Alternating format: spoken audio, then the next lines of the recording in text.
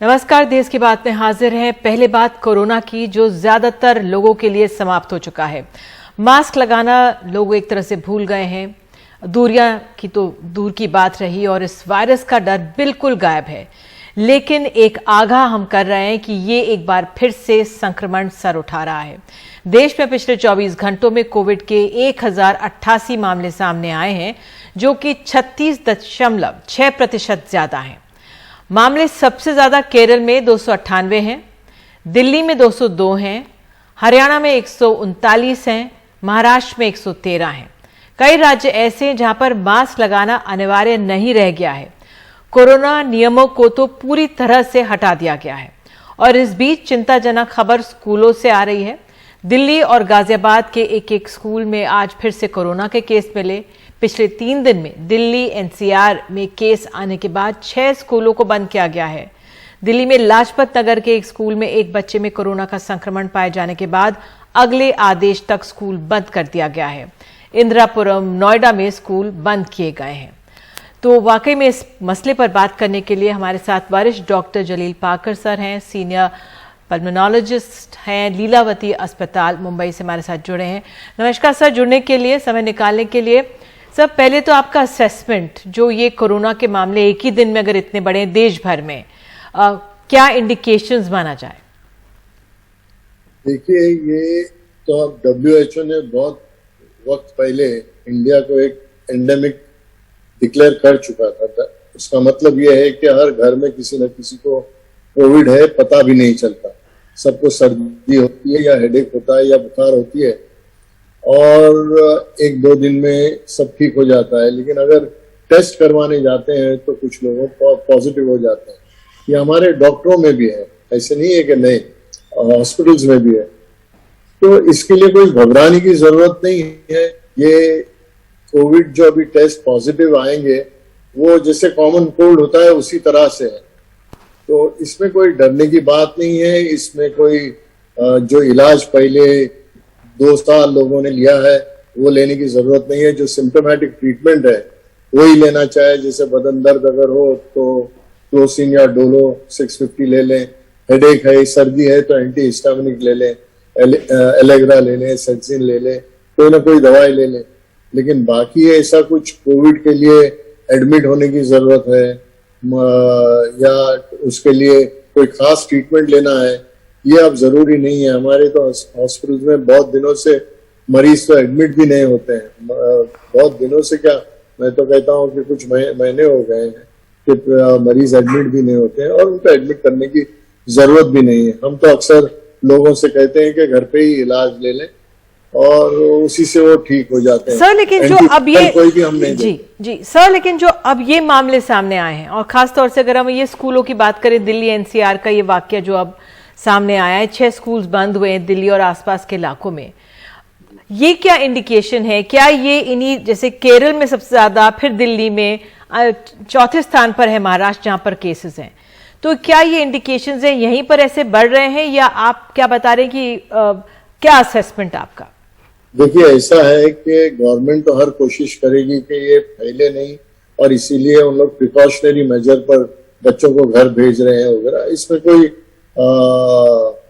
दो राय नहीं है। अगर करते हैं तो अच्छा है, लेकिन घबराने की बिल्कुल कोई बात नहीं है। अगर बच्चे स्कूल में भी आए और अगर उनको कोविड भी हो गया तो वो तो माइनर सा रहेगा, डरने की कोई बात है ही नहीं। तो गवर्नमेंट अपना जो उनको जो करना है वो जरूर करेंगे, क्योंकि ये सारे पॉपुलेशन का सवाल आ जाता है और बच्चों को तो पहले संभालना चाहिए, क्योंकि अगर पैनिक मोड हो जाएगा जैसे पहले हो चुका है तो फिर दिक्कत आएगी, तकलीफें बहुत बढ़ जाएंगी। तो उससे बेहतर है कि स्कूल में रहे ताकि हेल्थ सेक्टर पे उसका लोड न पड़े, हॉस्पिटल्स पे लोड न पड़े। जो बूढ़े लोग हैं या इम्यूनिटी जिनकी कम है या जिनका ऑक्सीजन कोमॉर्बिडिटीज है, ऑक्सीजन कम होता है, उनके लिए सहूलत ज्यादा हो जाएगी। चूंकि बच्चों को घर पे रखे और किसी को फिर तकलीफ नहीं होगी, लोड हेल्थ सेक्टर पे बहुत कम हो जाएगा, चाहे वो डॉक्टर्स हो, नर्सेज हो, दवाइयां हो, हर चीज पे। बिल्कुल सर जी, मैं आपसे ये जानना चाहूंगी, जैसे स्कूलों के ये मामले सामने आए, क्या माना जाए ये चेकिंग हुई, टेस्ट किया गया और इसलिए मामले सामने आ गए, या ये इस बार सिर्फ बच्चों में है और बड़ों में नहीं है? नहीं, बड़ों में भी है, बच्चों में भी है। वो टेस्ट कर लेते हैं आजकल, तो वो किट है जो घर पर हर कोई थोड़ा सर्दी हो गई, बुखार हो गई, टेस्ट कर लेते हैं, देखते हैं तो पॉजिटिव है। ये तो हम डॉक्टर्स लोग भी कर रहे हैं, तो उससे पॉजिटिविटी मालूम पड़ जाती है, लेकिन पैनिक होने की किसी को कोई जरूरत नहीं है। बहुत राहत है आपसे। मैं तो कहूँ कि टेस्ट भी नहीं करना चाहिए। ठीक है सर, लेकिन जैसे WHO ने कहा था कि जून तक एक और वेव आने वाली है, तो वो जून तक आएगी या ये अप्रैल तो आ ही गया है?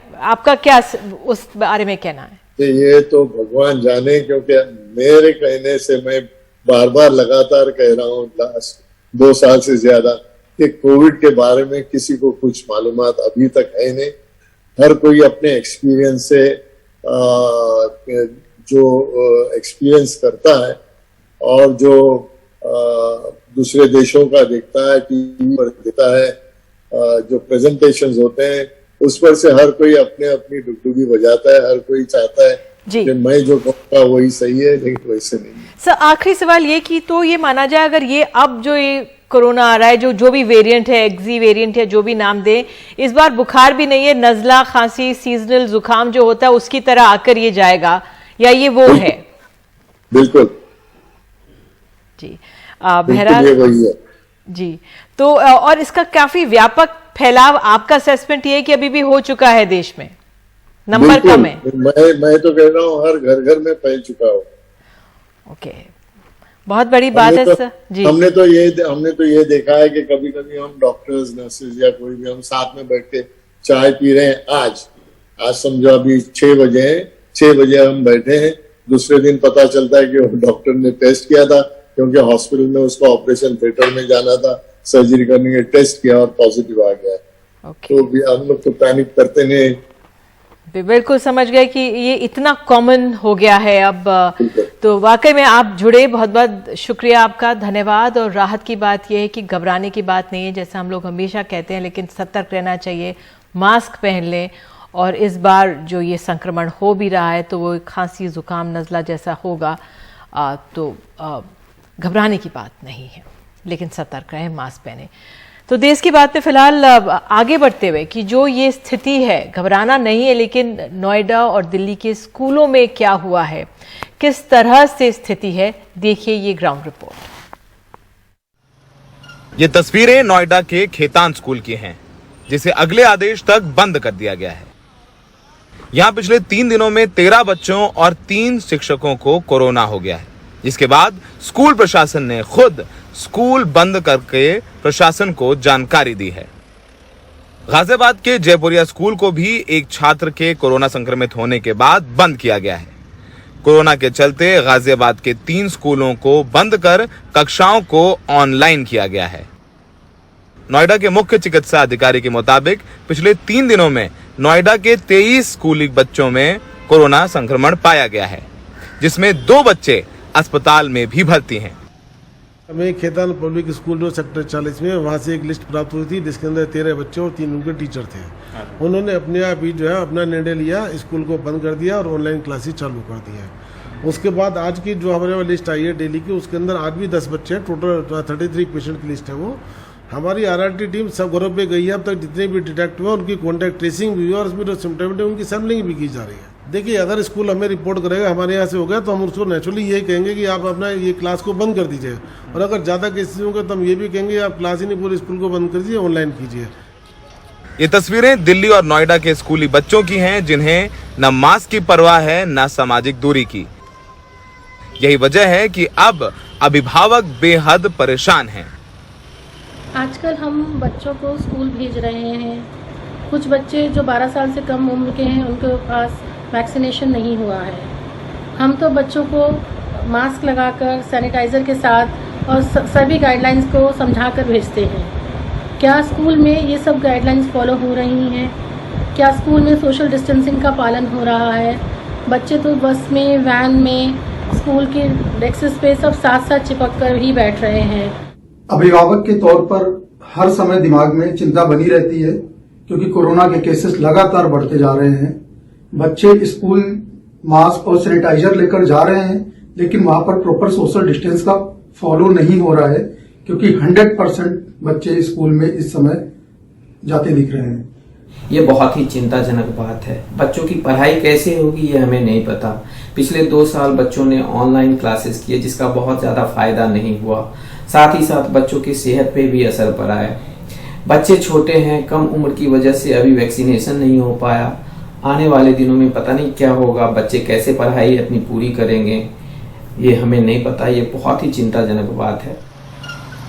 राहत की बात यह है कि कोरोना के बाद कोई बच्चा गंभीर नहीं हुआ है, पर बिगड़ते हालातों को देखते हुए सरकार को बच्चों को ऑनलाइन पढ़ाई का भी विकल्प देना होगा।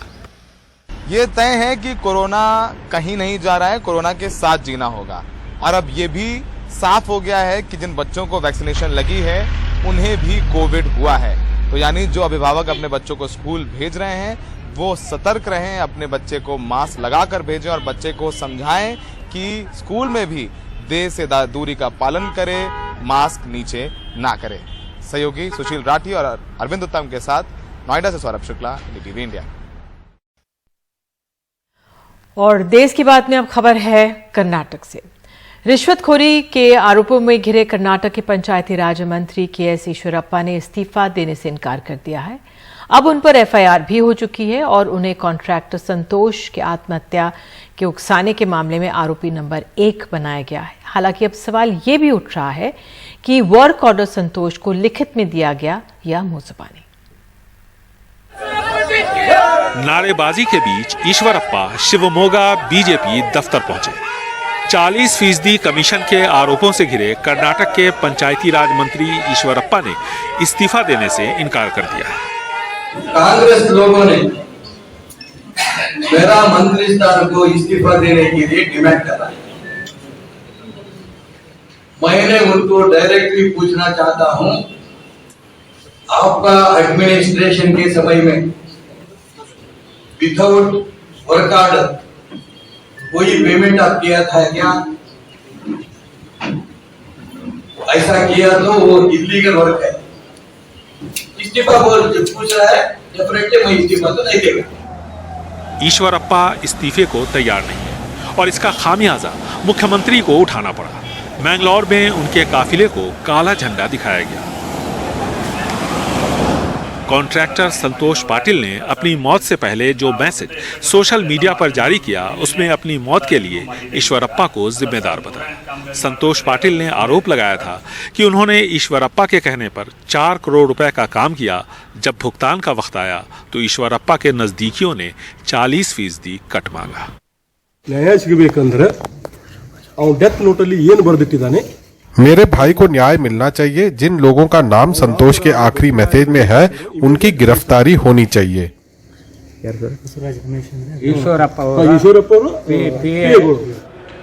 FIR में ईश्वरप्पा को पहला आरोपी बनाया गया है। ईश्वरप्पा का कहना है कि वो संतोष को नहीं जानते, लेकिन संतोष के साथ उनकी कई तस्वीरें हैं। वैसे एक चिट्ठी के सामने आने के बाद अब सवाल ये खड़ा हो रहा है कि संतोष पाटिल को वर्क ऑर्डर क्या मौखिक तौर पर दिया गया था, क्योंकि संतोष की शिकायत पर केंद्रीय पंचायती राज मंत्रालय को जो जवाब कर्नाटक सरकार की तरफ से दिया गया है उसमें साफ है कि संतोष पाटिल को मंत्रालय की तरफ से कोई काम नहीं दिया गया था। इधर कांग्रेस का एक प्रतिनिधिमंडल राज्यपाल से मिला और ईश्वरप्पा को मंत्रिमंडल से हटाने की मांग की। First, you have to arrest him. The second is this is a corruption case. A corruption case has to be registered on him. हमारी पहली मांग यह है कि इस आरोपी को फौरन गिरफ्तार किया जाए और दूसरी मांग है कि उसके खिलाफ भ्रष्टाचार से जुड़ा मुकदमा हो, जिसकी जांच या तो पुलिस करे या कोई और agency. First corruption, second amendment. This has to be done and he has to be immediately arrested.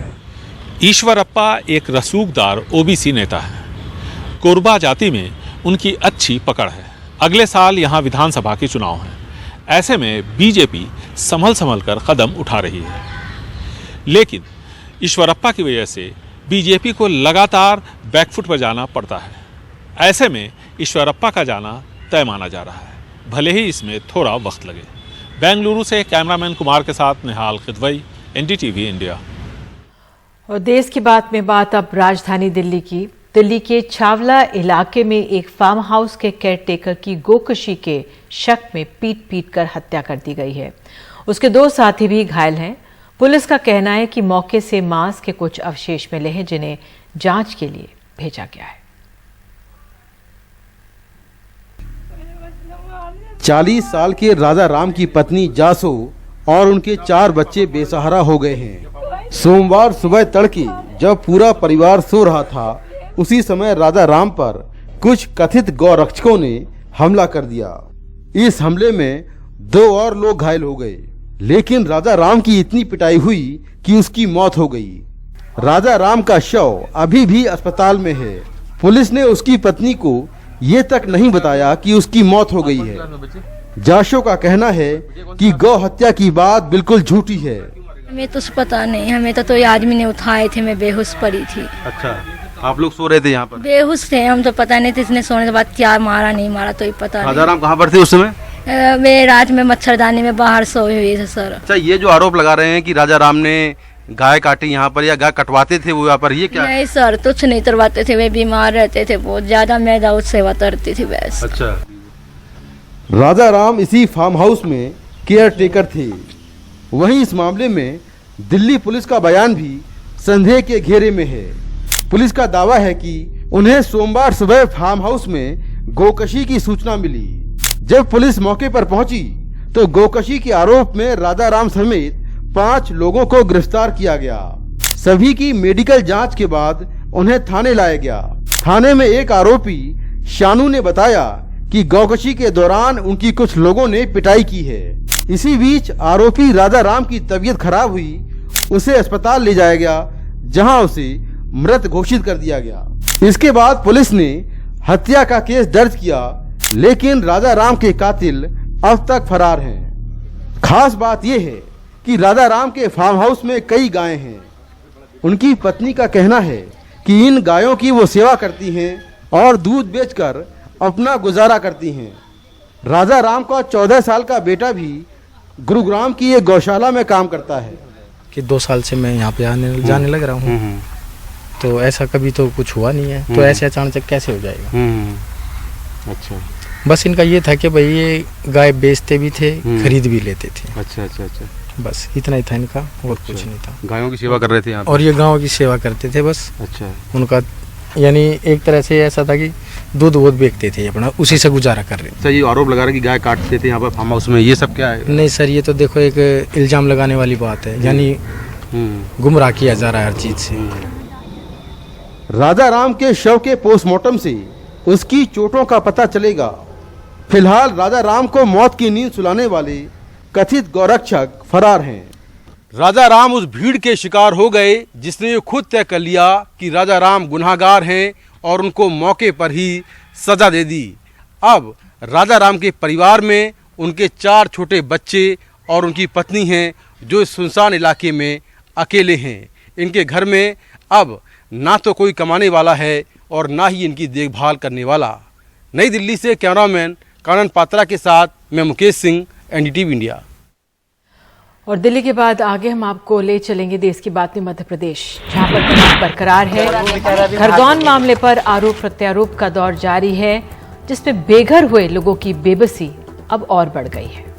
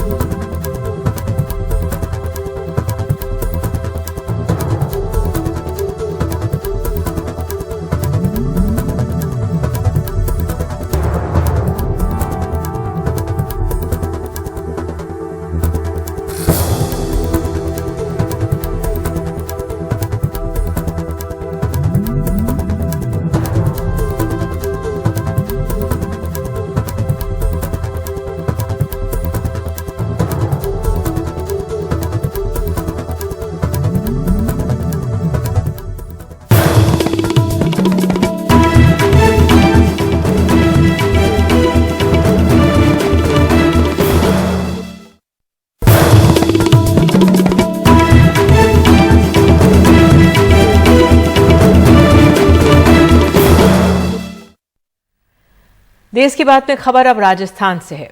Rajasthan के करौली में हिंसा के बाद अब बीजेपी अशोक गहलोत सरकार के खिलाफ न्याय यात्रा निकालने जा रही थी, लेकिन पुलिस ने करौली के बाहर ही रोक दिया।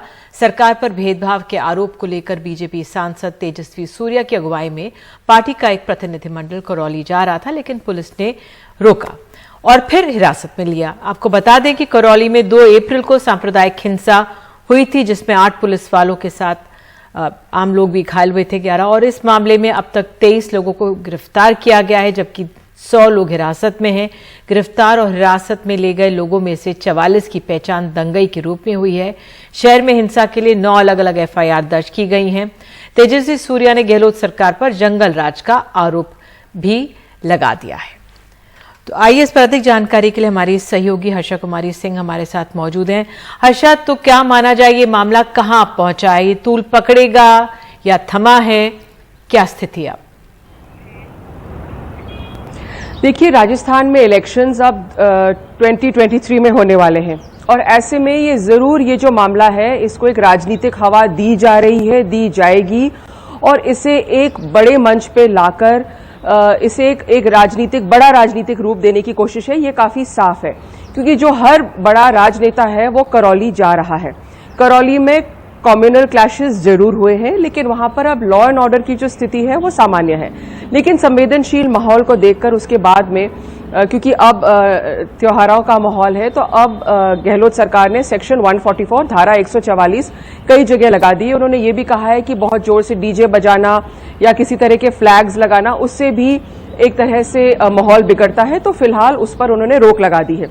इसको लेकर भी एक तरह से एक मंच तैयार किया जा रहा है और गहलोत सरकार को कटघरे में खड़े करने की कोशिश है। गहलोत सरकार के लिए जरूर से ये एक बड़ी चुनौती है क्योंकि इलेक्शंस आने वाले हैं 2023 में, और जो हम कहते हैं इंग्लिश में पॉलिटिक्स ऑफ परसेप्शन में वो नहीं चाहेंगे, अशोक गहलोत नहीं चाहेंगे कि वो किसी तरह से एक कम्युनिटी के साथ साइड करते हुए दिखाई दे, क्योंकि उनके लिए हर वोट बैंक अहम है। जी, बहुत अहम। तो हम अगर इसे राजनीतिक रूप से देखें तो लग रहा है राजनीतिक रूप से देखें तो जरूर ये करौली एक पॉलिटिकल फ्लैश पॉइंट बन गया है और बनेगा। बिल्कुल हर्षा, बिल्कुल सही आप कह रही हैं। बहुत बहुत धन्यवाद इस जानकारी के लिए।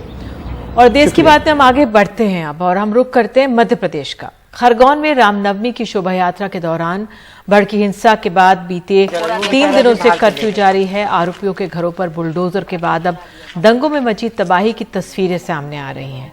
गरीबों के घर अब जला दिए गए थे, उनके पास खाने पीने को सामान नहीं बचा था। उनका कहना है कि ऐसी हालत में स्थानीय प्रशासन से उन्हें कोई मदद नहीं मिली। तो हमारे आने की हिम्मत होती नहीं, उधर से पथराव चलते हैं, उधर से घेर लेते, इधर से घेर लेते। हम हमारी जान बचा के सबसे पहले फैमिली को बाहर करते हैं। आप ये घर बेच के चले जाएंगे अगर बिक गया तो? आप बिक क्या गया है, वो वाला घर भी बेच के जाए, बेचना ही हमको। तो अब मेरा नाम प्रधानमंत्री आवास योजना का मकान है, पर्सनल मकान है, बेच सकता हूँ, उससे कोई दिक्कत नहीं। सतीश कितने लोग हैं आपके? मेरे घर में टोटल 6 परिवार यानी 6 जने बच्चे मिला के। मैं ड्राइवर हूँ। इनके घर की हालत देखिए आप, इनके घर को दंगाइयों ने पूरा जला दिया है। ये पूरा शेड नीचे गिर चुका है, कुछ लहसुन रखा था, बिस्तर पूरा जल चुका है, पंखा देखिए नीचे गिर के कहाँ आ गया है। क्या अलमारी में जो था छीन लिया? क्या सब लूट लिया गया, कुछ भी नहीं बचा इसमें। सर क्या पहनेंगे? बच्चे कितने? उसके 2 लड़के हैं। ये तो जलाया नहीं, झगड़ा नहीं हुआ, उसके पहले हम भाग गए थे। हाँ, उसके बाद दंगाइयों ने आके पूरा जला दिया पूरा। दिन भर मेहनत करते, दाढ़ के धंधे करते, कमाते, ये भ्रष्टा कर देते हमारे घरों को।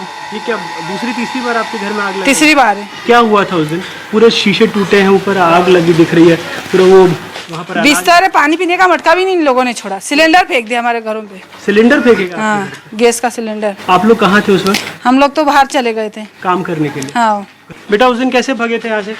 सर हम यहीं थे, फिर ताले लगा के बाहर निकल गए, फिर इतने में तो दगड़े चालू हो गए, फिर पथराव हुआ। आप कहाँ भागे? हम तो उधर चले गए थे। हाँ। पानी पीने के मटके नहीं लोगों ने छोड़े। ये देखो, वो दीदी का पलंग था दहेज का, हमारे एक सिस्टर, ये लकड़ी का पलंग था, ये था कि ऐसा था। इतना अच्छा घर में सजा के गई, 1 घंटे बाद ही बम फट गई। तो कैसे क्या लेना है यहाँ पे? कि अभी जैसे क्योंकि घटना 2-3 दिन पहले हुआ है, वो डर तो रहेगी, इसीलिए जो है प्रशासन घर घर जाके उन लोगों को आश्वासन दे रहे हैं और उनके जो है कॉन्फिडेंस दे रहे हैं, जो है उनको डरने के कोई बात नहीं है।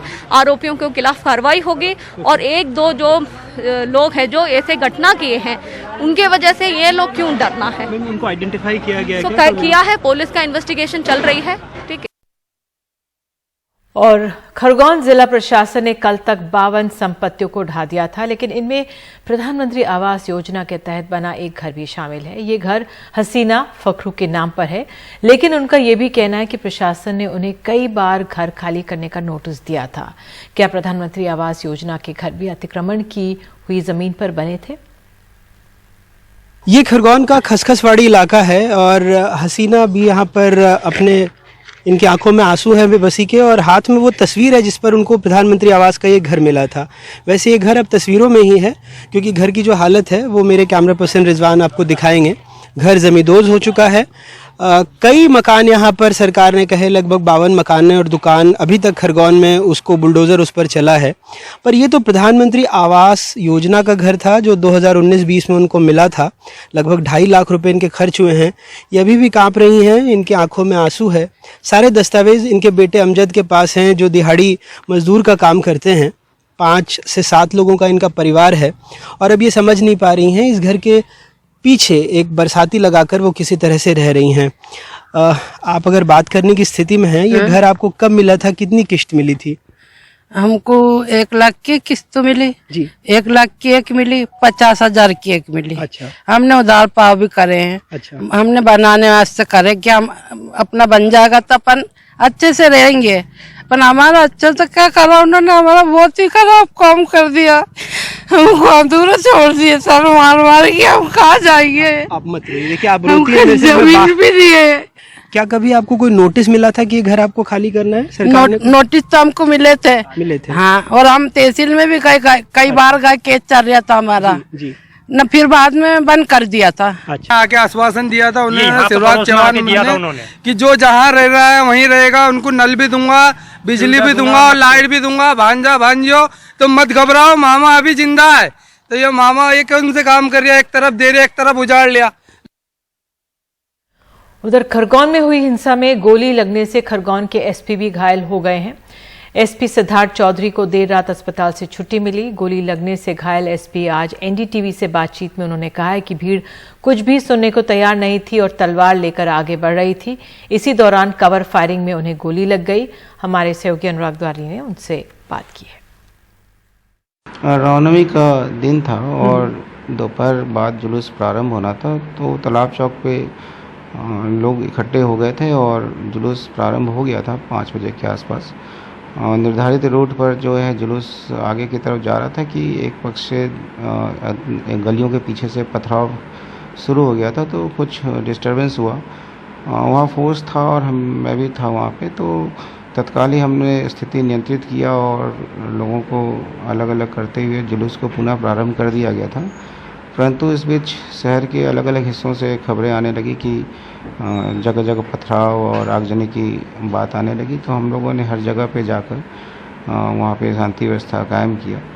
और ये चूँकि जुलूस के रूट के अतिरिक्त भी कई जगह इस तरह की घटनाएं हुई और फाइनली संजय नगर में घटना जब सामने आई तो हम लोग वहाँ पे पहुँचे, तो दोनों पक्ष पथराव कर रहा था, तो वहाँ पे कुछ तलवार वगैरह लेके भी लोग दौड़े, तो हम लोगों ने उसे पकड़ा, तो उसे कोई कवर दे रहा था, तो भीड़ में से किसी ने फायर किया जो मेरे बैक पैड में लगी। लेकिन वहाँ फोर्स तब तक और हमने बुला लिया था और फोर्स ने स्थिति को नियंत्रित किया और लोगों को अलग अलग किया। तो आप पहचान पाए जिसने आप पर गोली चलाई या उसकी कोई शिनाख्त हो पाई?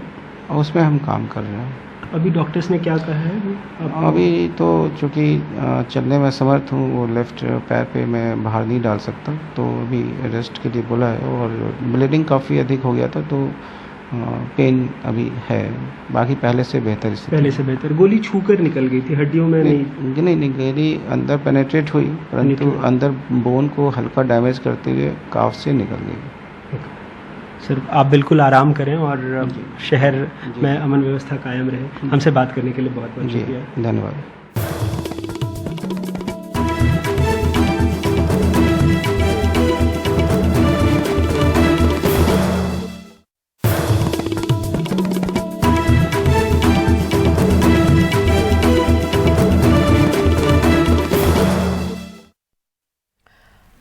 देश की बात में झारखंड के देवघर से खबर है कि जो वहाँ पे रोपवे हादसे में कुछ ही क्षण पहले से एक वीडियो सामने आया है और ये वीडियो हादसे के समय एक केबल कार में सवार एक यात्री ने बनाया था। इस वीडियो में हादसा भी कैद हो गया।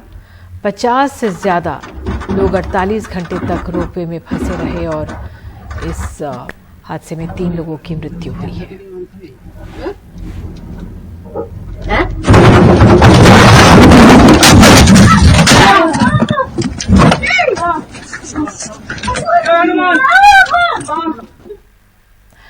और देश की बात में वक्त एक छोटे से ब्रेक के बाद प्रधानमंत्री संग्रहालय का कल प्रधानमंत्री करेंगे उद्घाटन।